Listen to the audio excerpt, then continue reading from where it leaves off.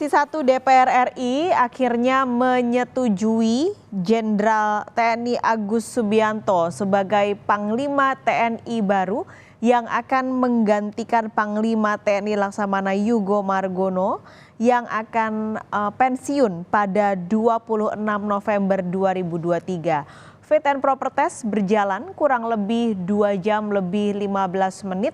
Pada hari ini tadi dimulai sekitar pukul 10.15, berakhir pada pukul 12.15. Tadi kita sudah mendengar sedikit pernyataan dari Ketua Komisi 1 DPR RI Mutia Hafid. Sama seperti sebelum-sebelumnya memang Komisi 1 DPR RI selalu menyetujui calon-calon yang diberikan atau yang diusulkan oleh Presiden untuk Panglima TNI, dan kali ini Jenderal TNI Agus Subianto yang juga menjabat sebagai Kasat akhirnya disetujui sebagai Panglima TNI baru. Dalam fit dan proper test yang berlangsung pada hari ini, Jenderal Agus Subianto menyampaikan beberapa hal terkait dengan fokus yang akan ia kerjakan selama masa kerjanya jika terpilih sebagai Panglima TNI, dan juga apa saja program yang akan menjadi prioritas.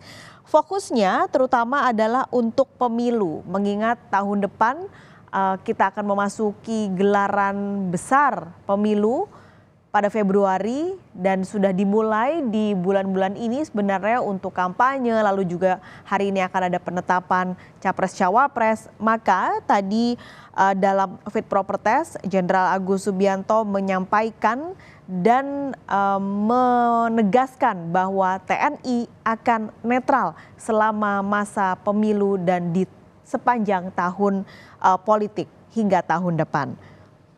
Sementara untuk beberapa program yang menjadi prioritas adalah seperti integrasi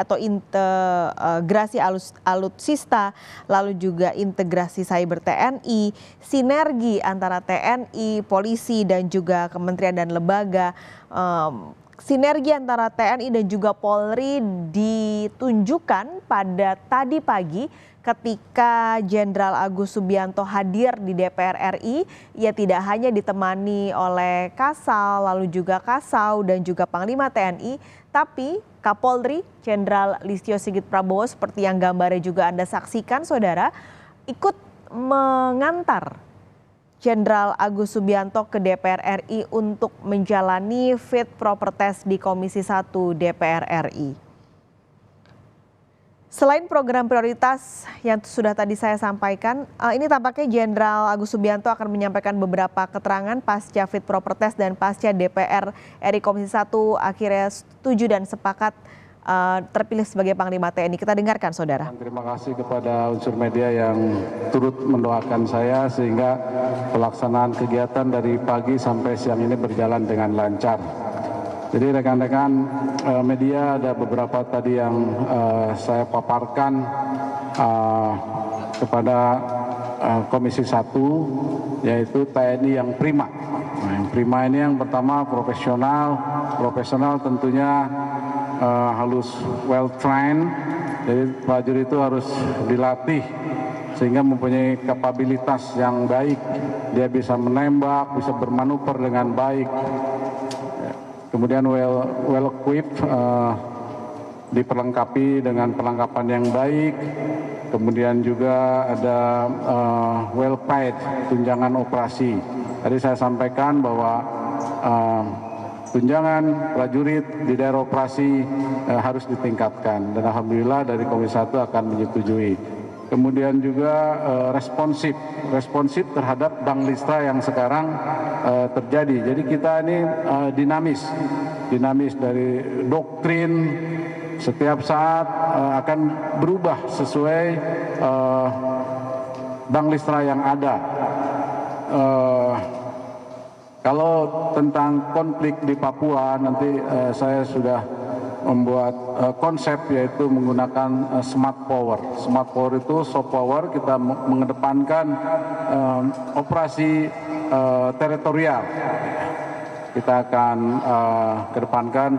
Tujuannya untuk mesejahterakan masyarakat yang ada di sana, mempercepat pembangunan program pemerintah. Kita membantu percepatan program pemerintah dengan operasi teritorial. Kemudian juga tentang netralitas di pemilu ini, kita sudah mempunyai koridor bahwa TNI berdasarkan Undang-Undang Nomor 34 Tahun 2014, TNI tidak boleh berpolitik praktis. Kemudian juga ada Undang-Undang Nomor 7 Tahun 2017 tentang pemilu. Apabila melanggar undang-undang tersebut akan dikenakan hukuman disiplin ataupun teguran dari hukuman pidana ataupun hukuman disiplin dari unsur pimpinan tersebut, ya. Kemudian integratif, yaitu kita network centris warfare system itu akan kita lakukan di daerah-daerah terpencil ataupun di border-border yang ada di Indonesia ini. Kemudian modernisasi, kita akan memodernisasi alutsista yang ada tentunya sesuai dengan rencana yang sudah dibuat oleh Kementerian Pertahanan. Kemudian adaptif, fungsi utama TNI adalah teritorial. Ya, jadi semuanya tadi disampaikan dan ada beberapa pertanyaan dari Komisi 1 sudah saya jawab juga. Demikian rekan-rekan, terima kasih atas doanya selama ini. Ada pertanyaan? Ada Pak. Nama saya Genta dari Antara. Pertanyaannya tadi Bapak sempat menyinggung soal pemanfaatan artificial intelligence AI. Itu maksudnya untuk seperti apa Pak pemanfaatannya? Apakah ada satuan-satuan tertentu nanti yang akan diproyeksikan untuk menjadi pengguna AI pertama mungkin di TNI? Ya, jadi tadi saya sampaikan bahwa kita konsep operasi kita, doktrin kita akan mengikuti Bang Listra yang terjadi. Ya, sekarang kita sudah perang menggunakan cyber, kemudian drone. Nanti kita akan kembangkan kesatuan TNI. Sekarang sudah ada pasukan cyber, nanti akan kita optimalkan, ya. Optimalkan di jajaran TNI. Kemudian penggunaan drone. Drone itu bisa digunakan dalam tugas operasi ataupun kegiatan lainnya seperti bencana alam dan sebagainya. Oke.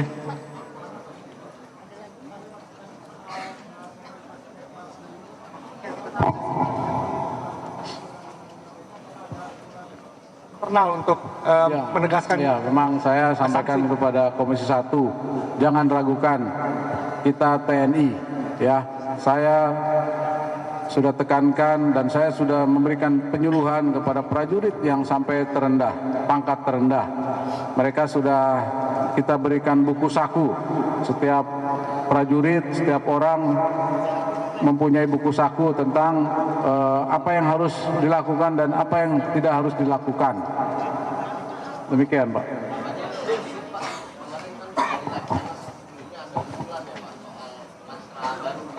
Matra siber, Pak. Izin Pak, saya Noval dari CNN. Pak, ya, kemarin dari Lemhanas sempat ada usulan soal pembentukan matra baru, Pak, yaitu matra siber. Tadi nyambung sedikit dari pertanyaan Genta dari Antara. Gimana Pak tanggapannya soal itu? Apakah akan dilanjutkan atau bagaimana? Cyber ini di negara-negara lain sudah menjadi satuan sendiri. Nanti kita akan mengkaji, kemudian membuat pokja untuk memang kita cyber memang akan saya besarkan untuk menghadapi tantangan tadi itu, ya, tantangan, ancaman, gangguan dan hambatan yang sesuai dengan Bang Listra yang terjadi di sini.